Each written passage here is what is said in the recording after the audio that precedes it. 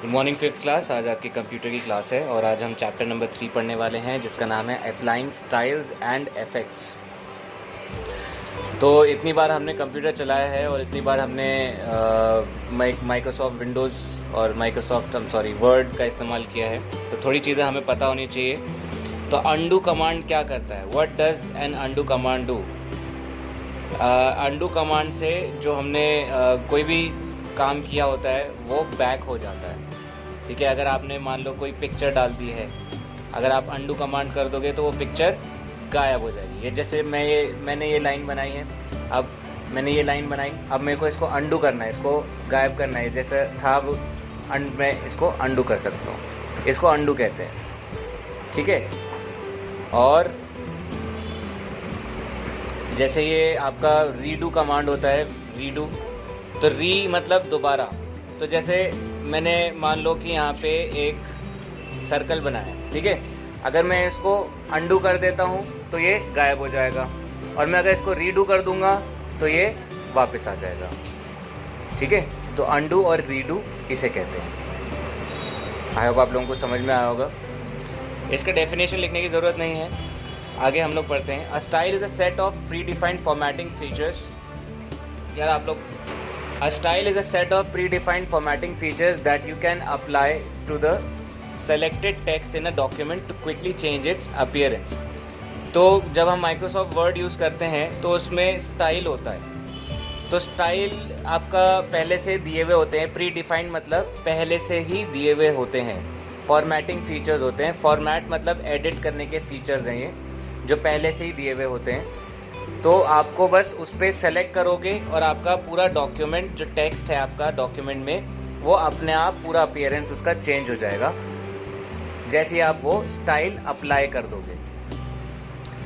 ठीक है, तो जो स्टाइल है, देखो फॉर्मेट में क्या होता है। अब मान लो जैसे मैंने एक लिखा है ABCDEF लिखा है मैंने। अब मैंने या तो मेरे को इसको बड़ा भी करना है, मेरे को इसको बोल्ड भी करना है, मेरे को इसका फ़ॉन्ट भी चेंज करना है।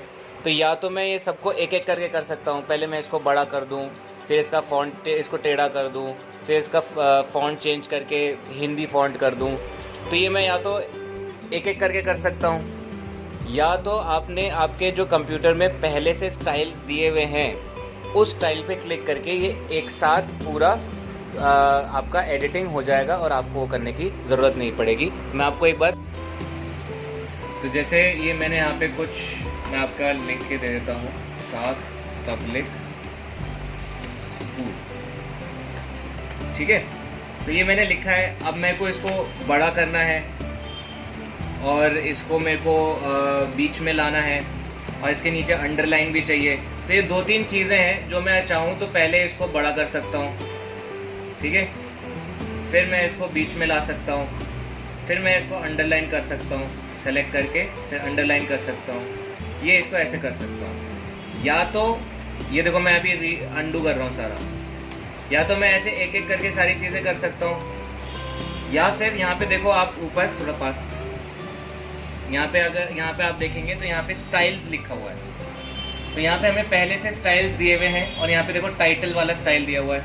तो हम क्या कर सकते हैं, हम सीधा टाइटल वाले स्टाइल पे जाएंगे। देखो अंडरलाइन भी आ गया, बड़ा भी हो गया, बीच में भी आ गया और फॉन्ट भी चेंज हो गया। तो सारी चीज़ें मेरे को स्टेप बाय स्टेप नहीं करना पड़ेगा, मुझे बस एक बार क्लिक करना था और ये ऐसे हो जाता है।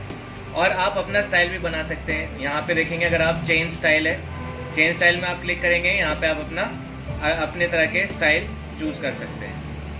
ठीक है, जैसा आपको चाहिए आप वैसा बना सकते हैं। अब यहाँ पे ये हो गए स्टाइल्स हो गए, और यहाँ पे स्टाइल क्या है, आपके एक सेंटेंस के लिए, आपका एक लाइन के लिए, आप एक एक लाइन के लिए स्टाइल का इस्तेमाल होता है। लेकिन मान लो अगर आपने पूरा का पूरा पैराग्राफ लिखना है, या आपने पूरा पैराग्राफ लिखना है, आपको ये पूरा पैराग्राफ अगर चेंज करना है तो इसका जो फॉर्मेटिंग है वो इधर दिया होगा। यहाँ पे देखो पैराग्राफ लिखा है, पैराग्राफ में आपको सारी फॉर्मेटिंग आपको यहाँ मिल जाएगी कि इसको आपको लेफ्ट में रखना है इन सबको, या आपको बीच में रखना है, या आपको राइट में रखना है, ऐसे रखना है। ठीक है, मान लो अगर हमें इसे बीच में रखना है तो हम इसको यहाँ पे सेंटर अलाइन कर देंगे। यहाँ पे ये ऑप्शन है सेंटर अलाइन का, ये लेफ्ट अलाइन का, ये राइट अलाइन का। ठीक है, तो हमने सेंटर अलाइन पकड़ लिया। अब ये देखो बीच में आ गया। तो पैराग्राफ में क्या होता है, पूरा पैराग्राफ, ये पूरा का पूरा पेज उसमें एडिट हो जाता है। ठीक है, यहाँ पे देखो बुलेटिन्स है, अगर आपको इनमें नंबर्स डालने हैं, ठीक है, तो हमने यहाँ पे बुलेट्स डाल दिए 1, ठीक है, फिर यहाँ पे हमने फिर से बुलेट डाल दिया 2, फिर से क्लिक करेंगे 3 आ जाएगा नंबर, फिर यहाँ पे 4 आ जाएगा। ठीक है, तो ये सब आप एडिटिंग इसमें कर सकते हैं।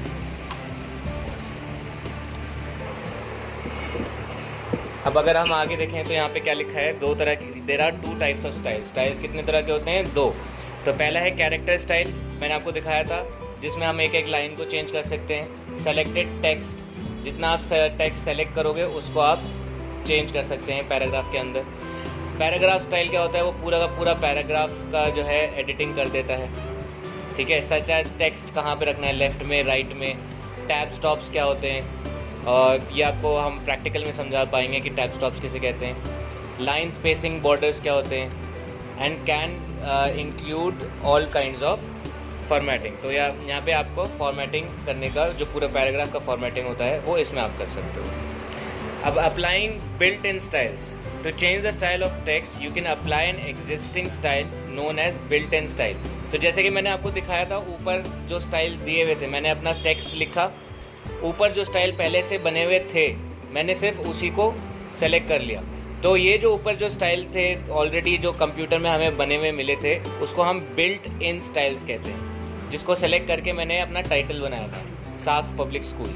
तो वो बिल्ट इन स्टाइल्स हैं। जैसे आपके मोबाइल्स में बिल्ट इन कैमरा होता है, पहले से ही लगा हुआ आता है, आपको आगे अलग से नहीं लगाना पड़ता, उसी तरह इसमें बिल्ट इन स्टाइल्स थे। ठीक है, to change the style of text you can apply an existing style known as built in style. अब करना क्या है, select the text to which we have to apply style. तो पहले हमने सेलेक्ट किया, टेक्स्ट को सेलेक्ट करना है।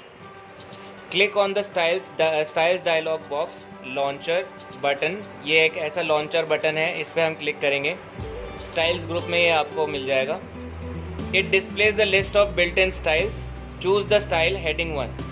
अब उसमें जैसे आप इस वाले बटन को क्लिक करेंगे सारी लिस्ट खुल के आ जाएगी कि कौन कौन से स्टाइल्स, मैंने आपको खोल के भी दिखाए थे स्टाइल्स, कैसे किस तरह के स्टाइल्स थे, वो सारे स्टाइल्स की लिस्ट खुल जाती है। फिर आप उसमें से कोई एक स्टाइल चूज़ कर सकते हैं। यहाँ पे लिखा है हेडिंग 1, तो आपने हेडिंग 1 चूज़ कर लिया मान लो। ठीक है, अब observe the change in the appearance of the text, और जैसे आप उस पर हेडिंग 1 पे क्लिक करोगे, जो भी आपने टेक्स्ट सेलेक्ट किया था, जैसे मैंने साफ पब्लिक स्कूल सेलेक्ट किया था, उसका अपना पूरा स्टाइल अपने आप चेंज हो गया था। ठीक है, तो ये है आपके पहले पेज पे बिल्ट इन स्टाइल्स को कैसे यूज़ करना है। अब आगे देखते हैं।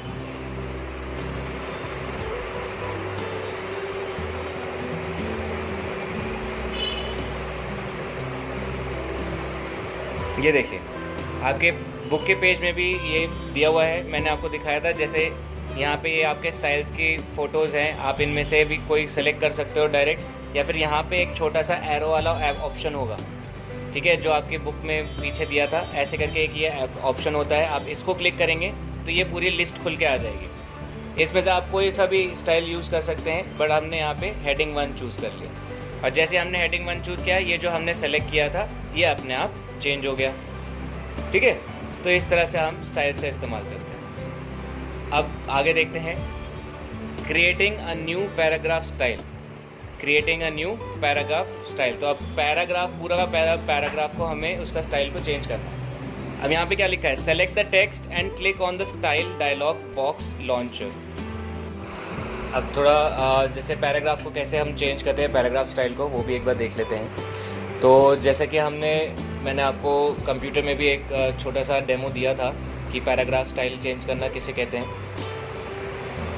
Select the text and click on the style dialog box launcher in the style group on the home tab. अब जैसे ये इतना सारा टेक्स्ट लिखा है, ठीक है, तो ये जो सारा टेक्स्ट है इसको हम सेलेक्ट करेंगे, और सेलेक्ट कैसे करते हैं, माउस को क्लिक करके नीचे तक ड्रैग करेंगे तो ये सारे का मतलब ये आपका सेलेक्ट हो जाता है। तो पहले हम सेलेक्ट करेंगे, ठीक है, जो भी टेक्स्ट हमें एडिट करना है, फिर हम स्टाइल डायलॉग बॉक्स में जाएंगे और उसमें हम स्टाइल ग्रुप देखेंगे, होम टैब पे होता है ये, और आगे होता है click on the new style button located at the bottom of the window.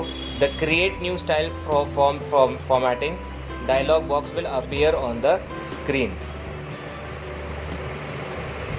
ठीक है, तो यहाँ पे इन्होंने दूसरा मेथड दिया हुआ है।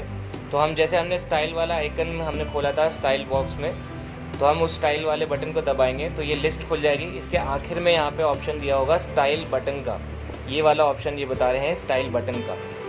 तो ये स्टाइल बटन पे क्लिक करेंगे, फिर हमारे पास ये पूरा एक डायलॉग बॉक्स खुल के आता है। जब हमारे विंडो के ऊपर एक और विंडो खुल के आती है जिसमें ऑप्शन होते हैं, उसको हम डायलॉग बॉक्स कहते हैं। ये एक डायलॉग बॉक्स हो गया, ठीक है। मैंने अंडू कर दिया, सिर्फ बताने के लिए था आपको। तो ये हमारा डायलॉग बॉक्स खुल के आ जाएगा। आगे है type the style name in the name. आपको ये यहाँ पे बहुत सारे नाम हैं, यहाँ पे आप देखोगे तो जो भी आपको नाम चाहिए, स्टाइल का जो भी नाम चाहिए, तो वहाँ पे आप टाइप करोगे।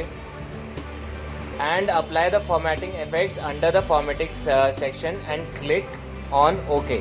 अब जो भी आपको फॉर्मेटिंग चाहिए जिस तरह की, वो आप यहाँ पे सेलेक्ट कर लोगे कि आपको कैसी कैसी फॉर्मेटिंग चाहिए, और यहाँ पे आप ओके पे क्लिक कर दोगे। जैसे ही आप ओके पे क्लिक करोगे, आपका जो है पैराग्राफ अपने आप एडिट हो जाएगा। आगे एक और स्टेप लिखा है, select the option button, click on new documents based on the template radio button in style pane options dialog box. The style will be available to use in all your। अब यहाँ पे हमने देखो जो एक नया स्टाइल बनाया था, वो स्टाइल आपके पास यहाँ पे लिस्ट में ऑप्शन में मिल जाएगा। आपने नाम डाला अपना, या आपने अपना खुद का स्टाइल बनाया था। अभी जो है हमने किया ये प्रोसीजर अपना स्टाइल बनाने के लिए है। तो जैसे आपने इस पर आपने अपना एक स्टाइल बनाया, तो उसके बाद जब आपको दोबारा इसको किसी पैराग्राफ पे अप्लाई करना हो सारी चीज़ों को, तो आपको दोबारा बनाने की ज़रूरत नहीं है। यहाँ लिस्ट में आपको वो ऑप्शन मिल जाएगा और आप उन ऑप्शंस में से अपना स्टाइल चूज़ कर सकते हैं। तो यहाँ तक ये चैप्टर अभी हम यहीं पे ख़त्म करते हैं, ठीक है। इसके आगे के हम लोग आज होमवर्क के लिए अपना क्वेश्चन आंसर्स देख लेते हैं, फिल इन द ब्लैंक्स वगैरह जो हमने करे हैं वो कवर, वो हम लोग आज इसमें कर लेते हैं, ठीक है। तो आप ये सारा अपनी कॉपी में लिखेंगे, सारे ये भी लिखेंगे, जो हमने नहीं किए वो भी आप लिखोगे, बट आप उसको ब्लैंक छोड़ दोगे। फिर जब नेक्स्ट क्लास होगी तब उसको आप भर सकते हैं। तो lines, basic shapes, block arrows and other options of dash button, text button, shapes, ये वर्ड आर्ट। वैसे तो ये शेप्स का है, ये हमने अभी पढ़ा नहीं है, अभी हम पढ़ेंगे, बट आप इसको मार्क कर लेना एक, क्योंकि जितने भी लाइंस, सर्कल, कुछ भी बनाना होता है तो उसके लिए हम शेप्स का बटन यूज़ करते हैं। Dash is a gallery of pre design pictures that can be inserted in a document. तो अभी ये सब हमने नहीं पढ़ा है, ठीक है, हमको इसके लिए वेट करना पड़ेगा। तो आप ये अपने जो है कॉपीज़ में लिख लीजिएगा, इसको आप ब्लैंक छोड़ दीजिए, ठीक है। तो यहाँ पे ये फिल इन द ब्लैंक्स हमने पढ़े हैं, तो इसको भी आप अपनी कॉपी में करेंगे। जो मैं आपको लिखवा रहा हूँ वो आप आंसर्स लिखेंगे, जो नहीं करवाए हैं वो आप खाली छोड़ देंगे। तो दो तरह के स्टाइल्स हमने पढ़े थे, एक होता है कैरेक्टर स्टाइल्स और एक होता है पैराग्राफ स्टाइल्स, ठीक है। Dash tool is use to draw a circle. अब ये हमने ऊपर देखा था, तो शेप्स का जो टूल होता है वो यूज़ होता है, बट आप इसको अभी खाली छोड़ दें, इसको हम अगली क्लास में करेंगे। ये बाकी के ऑप्शंस भी अगली क्लास में। तो अभी आपको सिर्फ ये काम करना है आज कि ये जो 3 क्वेश्चंस है A, B एंड C, सिर्फ क्वेश्चन आप अपनी कॉपी में लिखेंगे, और ये जो क्वेश्चन हम हैं अगली क्लास में इनके आंसर्स लिखेंगे, ठीक है। तो आई होप आप लोगों को आज की क्लास समझ में आई होगी। अगर किसी को नहीं समझ में आई है और वो कंप्यूटर पे करके देखना चाहता है तो वो कॉल करके स्कूल आ सकते हैं, मैं उनको एक प्रैक्टिकल करा के भी समझा सकता हूँ। Thank you.